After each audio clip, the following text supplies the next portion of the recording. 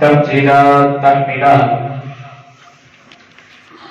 ہر طرح کی کبریائی بڑائی خدائی یکتائی وحدانیت ربوبیت الوہیت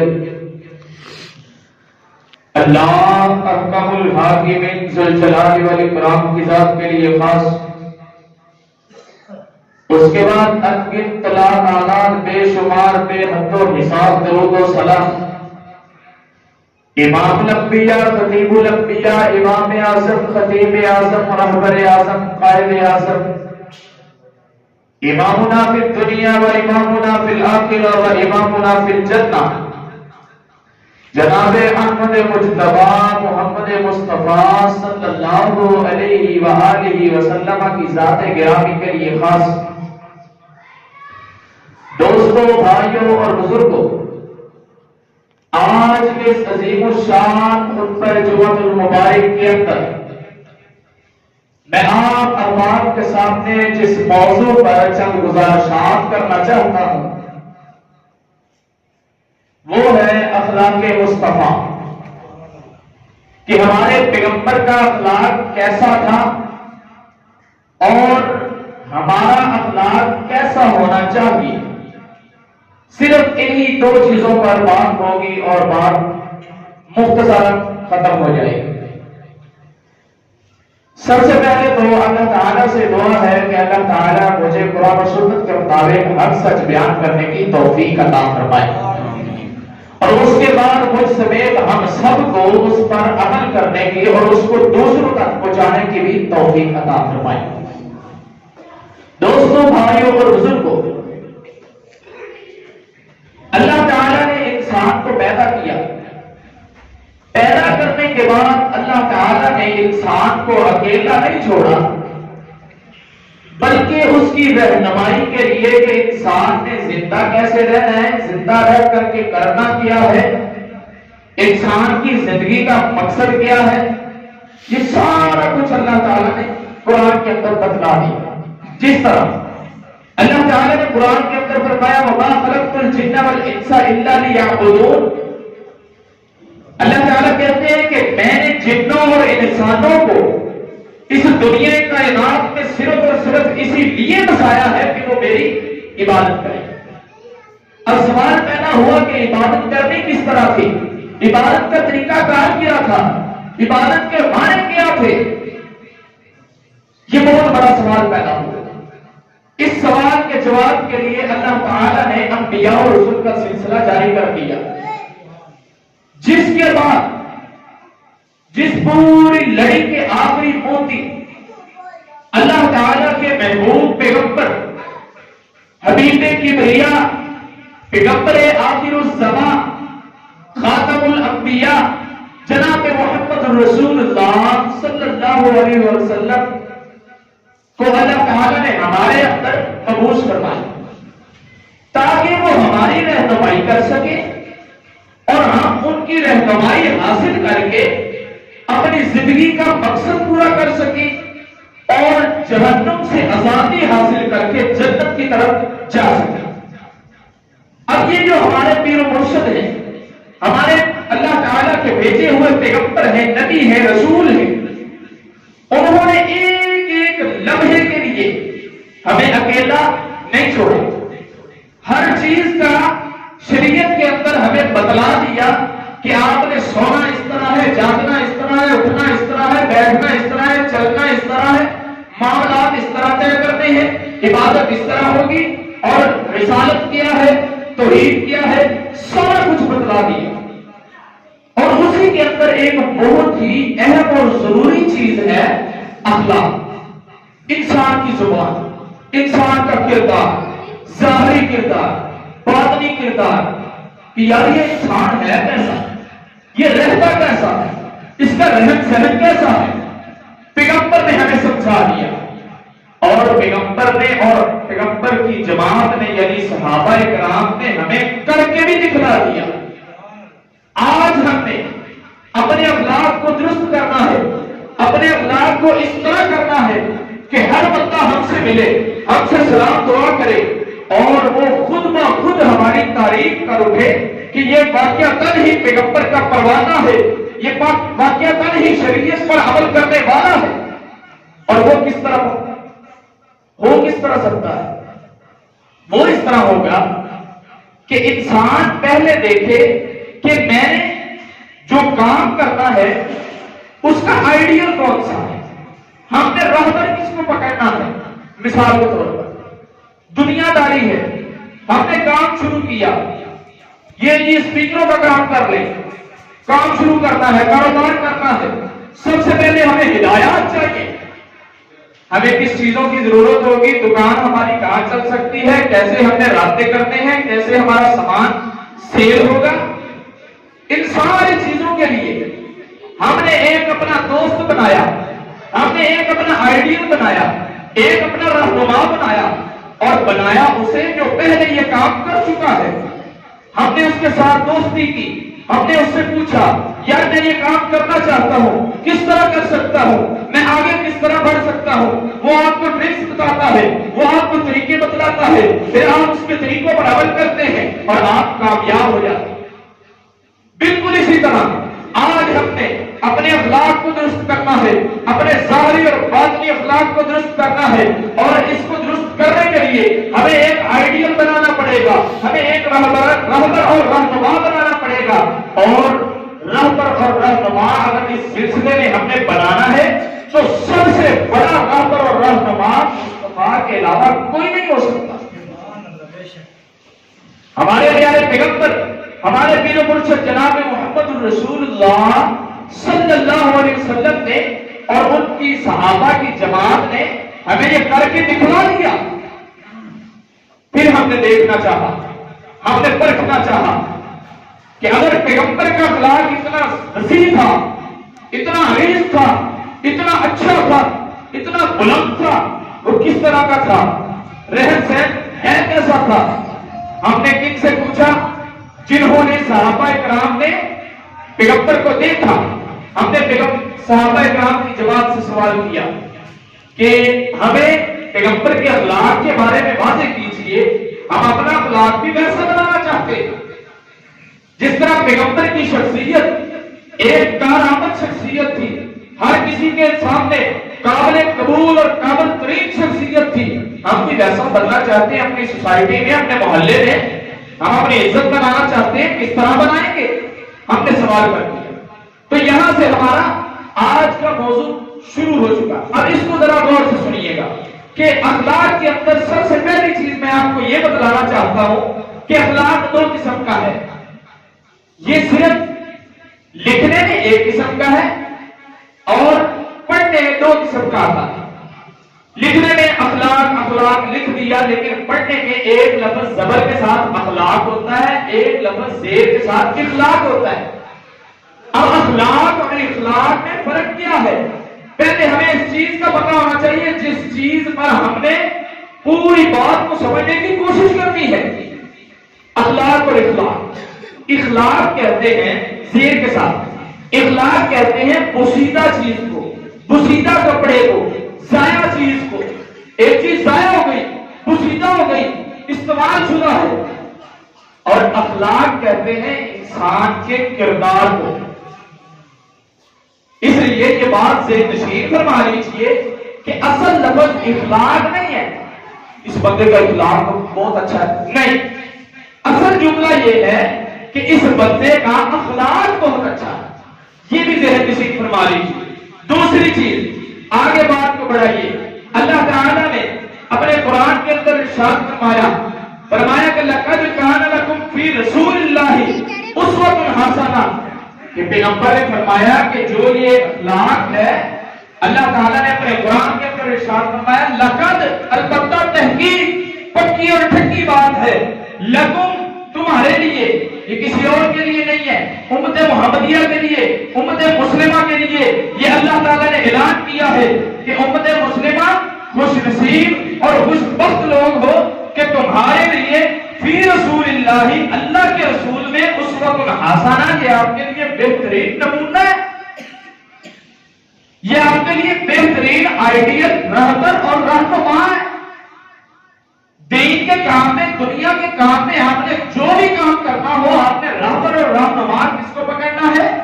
مصطفیٰ پھر بات کو شروع کرتے وقت پہلی چیز ہمیں یہ پتا ہونا ضروری ہے کہ پیغمبر کا اخلاق کیسا تھا. اس کی گہرائیوں میں ہم بعد میں جائیں گے. سوال کیا گیا، حضرت سعد بن ہشام رضی اللہ تعالیٰ سوال کرتے ہیں اماں جی عائشہ رضی اللہ تعالیٰ عنہا سے، فرمایا کہ اماں جی آپ بتلائیے کہ ہمارے پیغمبر کا اخلاق کیسا ہے. آپ کو ایک چیز میں یہاں پہ بتلا دوں کہ اگر کسی کا اخلاق کسی نے جاننا ہو نا، سب سے پہلے اس کے گھر والوں سے پوچھا جاتا ہے کہ یار یہ باہر ہو سکتا ہے، اندر ہو سکتا ہے، اس لیے گھر والوں سے پوچھو. اگر گھر میں اس کا اخلاق بہتر ہوا، رہن سہن اچھا ہوا، تو اس کا مطلب یہ ہے کہ اس کا اخلاق اچھا ہے، یہ ایک اچھے کردار کا مالک ہے. پوچھا گیا اماں جی آپ بتلائیے. اماں جی نے ایک بات کہہ کر کے بات کو ختم کر دیا. اماں جی نے کہا اے سننے والے، اے سوال کرنے والے، کانا خلقہ القرآن، تو نے قرآن کو نہیں پڑھا اور تو قرآن نہیں پڑھتا. کہا جی اماں جی میں تو قرآن تو پڑھتا ہوں، میں نے قرآن پڑھا ہوا ہے، میں روزانہ اس کی تلاوت بھی کرتا ہوں، میں اس پر عمل کرنے کی کوشش بھی کرتا ہوں. فرمایا کانا خلقہ القرآن، یہ سارے کا سارا قرآن یہ پیغمبر کا اخلاق ہی تو ہے. یہ سارے کا سارا قرآن یہ پیغمبر کا اخلاق واضح کرتا ہے. اب اس کے بعد آئیے کہ اخلاق کے اندر کون سی چیزیں ضروری ہیں. اگر ہم نے اخلاق کو درست کرنا ہو، طریقہ کیا ہے، طریقہ کار کیا ہوگا. اخلاق کو بہتر کرنے کے لیے بنیادی 3 چیزوں پر عمل کرنا ہے. 3 چیزیں ذہن میں رکھنا ضروری ہے. ان میں سے پہلی چیز زبان. یہ جو زبان ہے نا انسان کی، یہ اخلاق بتاتی ہے. یہ زبان بتلاتی ہے کہ یہ بندہ کیسا ہے، اس کا رہن سہن کیسا ہے، اس کے ساتھ اگر ہم نے معاملات کرنے ہیں تو یہ کیا جواب دے گا، یہ ہمیں ریپلائی کرے گا یا نہیں کرے گا، یہ ہمارے ساتھ کیسا برتاؤ کرے گا، اگر ہم اسے کچھ کہیں گے یہ کیسا رسپانس دے گا. یہ زبان بتلاتی ہے. زبان کے بارے میں نبی علیہ السلام کی زبان کے بارے میں سوال کیا گیا. حضرت انس رضی اللہ تعالیٰ عنہ سے سوال کیا کہ رسول اللہ صلی اللہ علیہ وسلم کی زبان مبارک کیسی تھی، آپ بولنے میں کیسے تھے. صحابی نے فرمایا، حضرت انس فرماتے ہیں کہ نبی علیہ السلام نہ فحش گو تھے، نہ لعن طعن کرنے والے تھے، اور نہ ہی گالی گلوچ کرنے والے تھے. 3 صفتیں بیان کی. پیغمبر کے صحابی ہیں، پیغمبر کو دیکھنے والے، پیغمبر کے ساتھ اٹھنے بیٹھنے والے، پیغمبر کے ساتھ چلنے پھرنے والے، پیغمبر کے تابع اور فرما بردار. صحابی کہتے ہیں کہ 3 صفتیں بیان کر رہا ہوں. پیغمبر جو تھے فحش گو نہ تھے. اب ہم نے موازنہ کرنا ہے کہ پیغمبر کا اخلاق کیسا تھا، آج ہمارا اخلاق کیسا ہے. پیغمبر فحش گو نہ تھے. فحش گو کا مطلب یہ ہوتا ہے کہ پیغمبر غلط بات نہیں کیا کرتے تھے، پیغمبر گندی بات نہیں کیا کرتے تھے. آج ہمارا رویہ یہ ہو چکا ہے کہ ہماری بات اس وقت تک ختم ہی نہیں ہوتی، ہماری مجلس ختم ہی نہیں ہوتی، بلکہ ہمارے یار ہی ایسے ہوتے ہیں، ہمارے دوست ہی ایسے ہوتے ہیں، ہماری مجلسیں ایسی ہوتی ہیں کہ وہاں پر گندی باتیں اگر نہ کی جائے اس مجلس کو مجلس نہیں کہا جاتا، اس یار کو یار نہیں کہا جاتا. جو ہمارے ساتھ غلط باتیں نہ کر لے اس کسی بھی رشتے کو رشتہ دار سمجھے نہیں جاتا، کسی بھی دوستی کو دوستی نبھانا کہا ہی نہیں جاتا جب تک وہ ہمارے ساتھ ہم اس کے ساتھ گندی باتیں نہ کر لیں. پیغمبر تو غلط بات کرنے والے تھے ہی نہیں، لیکن آج ہمارا رویہ یہ بن چکا ہے کہ ہم گندی باتیں تو عام کر چکے ہیں. سوشل میڈیا کے اوپر دیکھیے، آپ میں سے بہت سارے نوجوان، یہ جو یوتھ فورس ہے، یہ جو چلاتی ہے سوشل میڈیا، یہ جو استعمال کرتی ہے، دیکھتی ہے، فیس بک کو دیکھا، ٹویٹر کو دیکھا، انسٹاگرام کو دیکھا، باقی بہت ساری چیزوں کو، خاص طور پہ ٹک ٹاک. آپ وہاں پہ کیا دیکھتے ہیں؟ گندی باتیں ہوتی ہیں یا نہیں ہوتی؟ کرنے والے کون ہیں؟ امت مسلمہ کے لوگ، امت محمدیہ کے لوگ. محمد صلی اللہ علیہ وسلم ہمارے پیغمبر، ہمارے پیر و مرشد، اور ان کے ہم تابع دار بننے کی کوشش کرتے ہیں، دعوے کرتے ہیں، اور ہمارے کام کیا ہے؟ پیغمبر فوج کو نہ تھے، ہم سراسر فوج کو ہیں.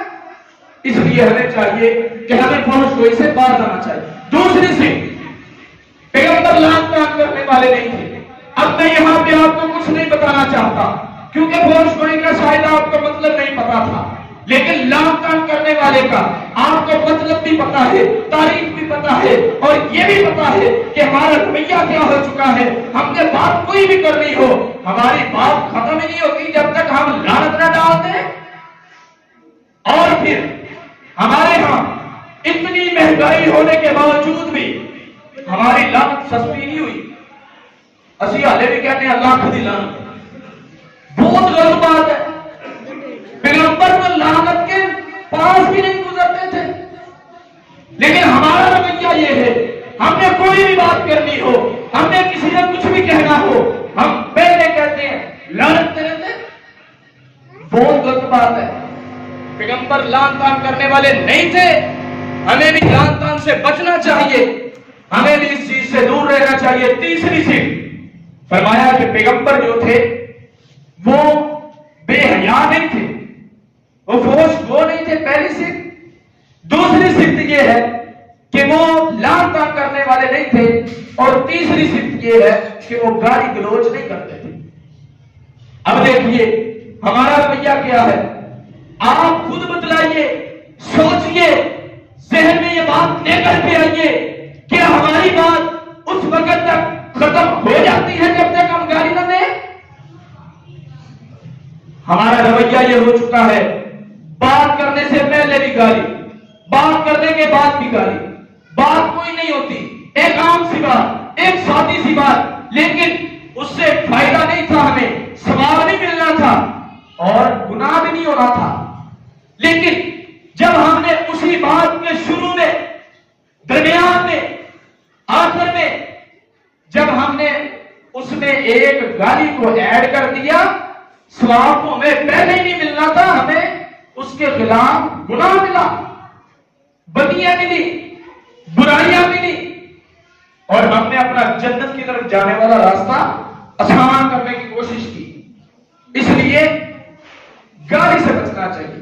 جہنم کی طرف جانے والا راستہ جو ہے، اس کو آسان کرنا یہی ہے کہ ہم گالیاں دیں، لعن طعن کریں، فحش گوئی کریں. ان چیزوں سے بچنا چاہیے، بلکہ جہنم کریں، جنت کا راستہ آسان کرنا چاہیے.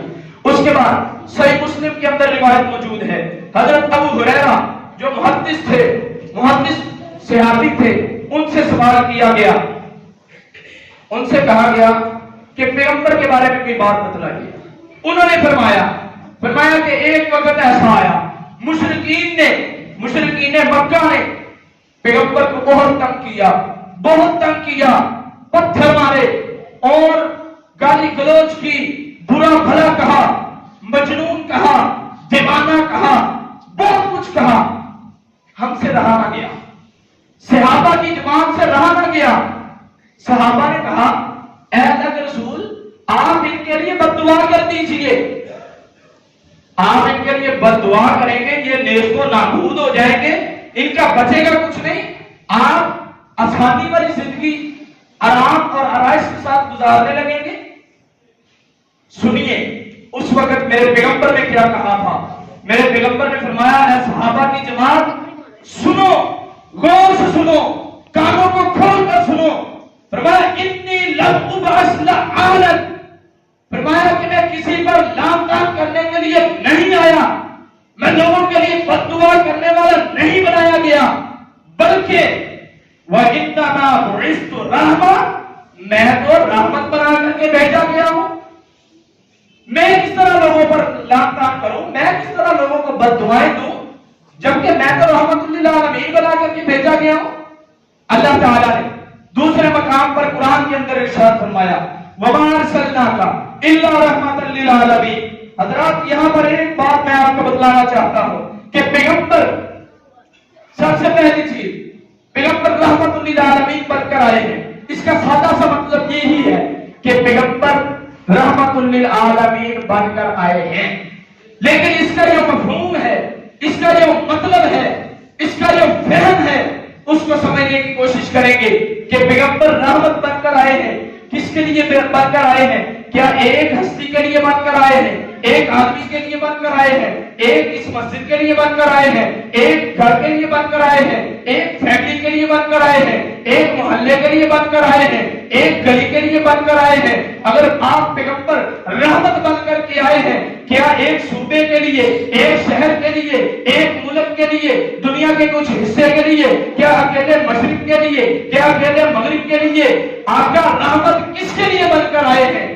اس کا آسان سا جواب ہم نے دیا کہ آقا تمام کے تمام جہانوں کے لیے رحمت بن کر آئے ہیں۔ لیکن سمجھنے کی کوشش کیجئے گا، میں آپ کو سمجھانے کی کوشش کرتا ہوں۔ آج یہ قرآن کھولیے، پہلی سورت کھولیے، ہم نے دیکھا الحمدللہ رب العالمین، تمام کی تمام تعریفیں اللہ کے لیے ہیں۔ اللہ کون سا ہے؟ رب العالمین، جو تمام کے تمام جہانوں کا رب ہے۔ لفظوں کی غور کیجئے گا، الحمدللہ رب العالمین، یہاں پر عالمین کا لفظ بولا گیا، وہاں پر وما ارسلناک الا رحمۃ للعالمین، وہاں پر بھی عالمین کا لفظ بولا گیا۔ اس کا مفہوم اور معنی یہ ہوا کہ جس جس جہانوں کو، جن جن چیزوں کو، جن جن ایریاز کو اللہ تعالیٰ نے پیدا کیا ہے، اللہ تعالیٰ نے بنایا ہے، جن کے لیے اللہ تعالیٰ محافظ ہے، انہی کے لیے اللہ تعالیٰ نے اپنے محبوب پیغمبر کو رحمت بنا کر کے بھیجا۔ اور وہ پیغمبر جو تمام کے تمام جہانوں کے لیے رحمت بن کر آئے، اس سے یہ امید کی جا سکتی ہے کہ وہ ہمیں گالیاں دے؟ نعوذ باللہ من ذالک، وہ کفار کو بھی گالیاں نہیں دیتے، وہ کفار پر لعن طعن بھی نہیں کرتے، وہ کفار پر زبان درازی بھی نہیں کرتے، وہ کفار کے لیے بد دعائیں بھی کرنے کو تیار نہیں ہے۔ اور ہمارا رویہ یہ ہے، تھوڑی سی کسی نے مشکل دی نا گلی کے اندر، ہمارے گھر کے سامنے کوڑا پھینک دیا نا کوئی، ہم نے شروع کر دیا کام اور اس کا کام تمام کر کے بس کیا۔ ہمارا رویہ کیا ہوتا ہے؟ ہم ایسی اسے بد دعائیں دیتے ہیں کہ جو ہمیں تو کیا ہمارے بڑوں نے بھی سنی نہیں ہوتی، اور پھر ہمارا انداز ایسا انداز کہ بہت ہی نامزد، جسے لوگ عجیب و غریب سمجھے، اس طرح کا ہم انداز اپناتے ہیں اور بد دعائیں دینا شروع کر دیتے ہیں۔ یہ کون سا طریقہ ہے؟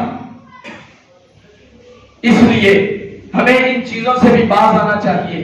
بد دعا دینا بہت برا عمل ہے۔ پیغمبر نے بھی عام طور پر کسی کے لیے بد دعا نہیں کی، کسی کے لیے بھی، کافروں کے لیے بھی بد دعا نہیں کی، مسلمانوں کے لیے تو دور کی بات ہے۔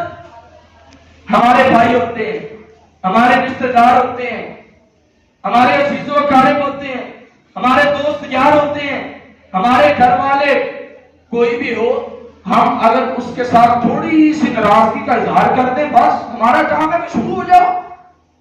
بچنا چاہیے اس کام سے۔ وہی میں نے آپ کو مثال دی کہ اگر ہمارے گھر کے سامنے تھوڑا سا کوڑا کوئی پھینک جائے، ہم نے اسے سب کچھ کہنا ہوتا ہے۔ اور وہ کیا پیغمبر تھے کہ جس کی ذات کے اوپر، جس کی شخصیت کے اوپر بھی کوڑا پھینکا جاتا تو انہیں کوئی ٹینشن نہ ہوتی، وہ دعائیں دیتے، بد دعائیں نہ دیتے۔ اس لیے ہمیں بھی باز آ جانا چاہیے۔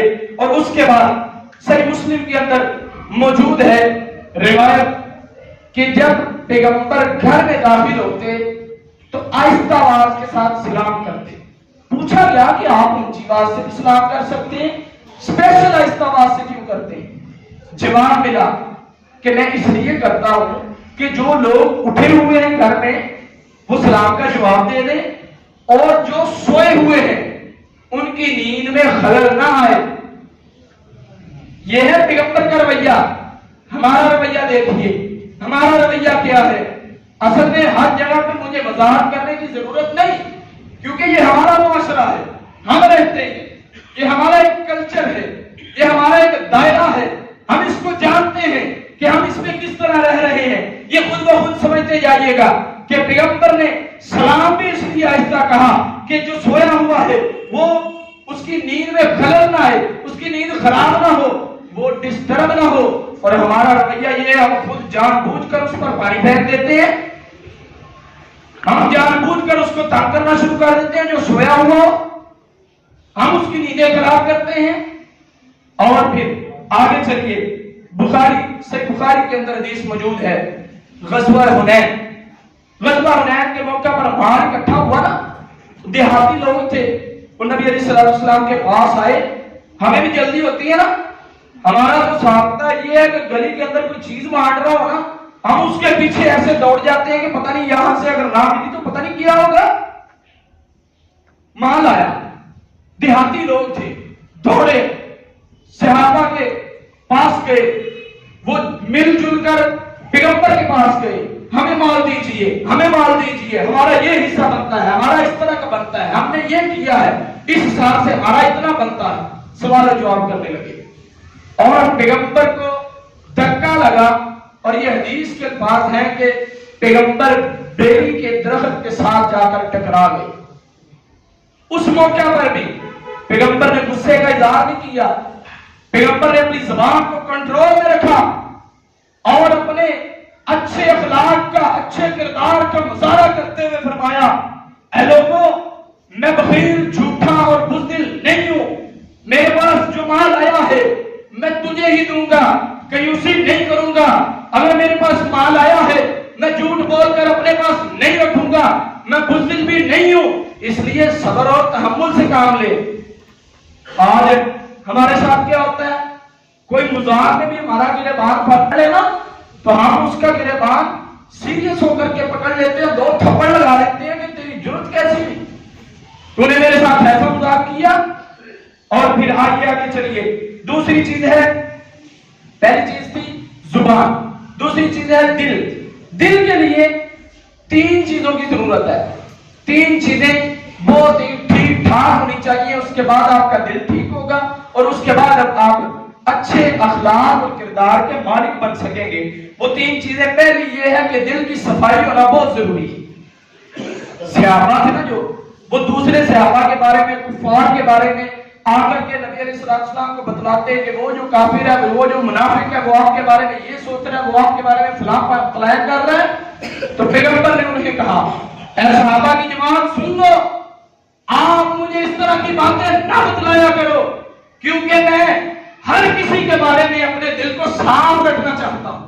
پیغمبر کے حیا کا لیول اس سے کہیں زیادہ بلند تھا. اور ہمارے حیا کی اگر بات کی جائے تو آپ کے سامنے ہے، یہ ٹک ٹاک، یہ سوشل میڈیا، یہ سارا کچھ یہ ہمارے سامنے. اور آگے چلیے. تیسری چیز ہے تقویٰ. نبی علیہ السلام نے فرمایا، اے میرے صحابہ کی جماعت، انا واللہ انی لاخشاکم للہ واتقاکم، کہ میں قسم اٹھا کر کے کہتا ہوں، خبردار ہو جاؤ کہ میں تم میں سے سب سے زیادہ اللہ سے ڈرنے والا ہوں، واتقاکم، اور تم میں سے سب سے زیادہ تقویٰ اختیار کرنے والا ہوں. یہ ہے پہلی چیز زبان، اور دوسری چیز ہے دل، اور اس کے بعد تیسری چیز دیگر اعضاء. دیگر اعضاء میں بہت ساری چیزیں آتی ہیں، لیکن صرف ایک بات کر کے اجازت چاہوں گا. وہ بات یہ ہے کہ ہم نے جو پہلے جو چیزیں پڑھی ہیں ان سے زیادہ تر یہ واضح ہوا کہ پیغمبر کا اخلاق ظاہری طور پر، پوشیدہ طور پر باہر کیسا ہوا، یہ اخلاق واضح ہوا. اب ہم نے یہ دیکھنا ہے کہ پیغمبر کا اخلاق، کردار گھر میں کیسا تھا. ایک انسان ہے نا، انسان باہر اور ہو سکتا ہے، گھر میں اور ہوتا ہے.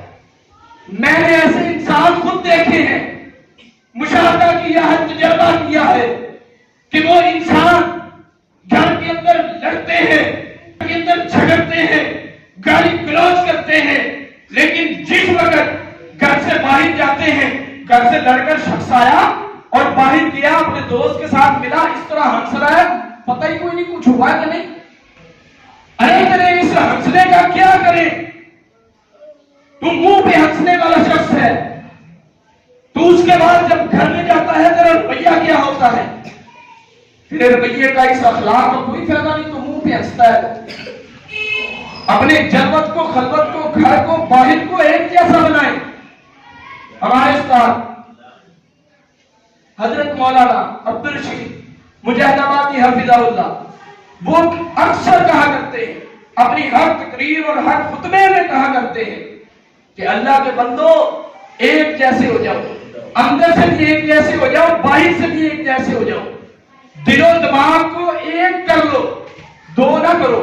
اس لیے ہمیں بھی ایک ہونا چاہیے. اب پیغمبر کے گھریلو اخلاق کے بارے میں پوچھا گیا کہ اماں جی سے سوال ہو سکتا ہے، اور کن سے سوال سوال ہو سکتا تھا. اما جی عائشہ رضی اللہ تعالیٰ عنہ سے سوال کیا گیا کہ اما جی آپ بتلائیے کہ ہم نے دیکھا باہر تو پیغمبر بہت اچھے اخلاق اور کردار کے مالک ہیں، آپ ذرا یہ تو بتلا دیجیے کہ گھر میں کیسے رہتی ہیں، گھر میں کیا حساب ہے. اما جی لگی کہ پیغمبر اللہ کے حضور جب گھر میں ہوتے ہیں تو گھر میں گھر والوں کے کاموں میں گھر والوں کی مدد اور معاونت کرتے ہیں، اور جب نماز کا ٹائم ہو جاتا ہے چلے جاتے ہیں.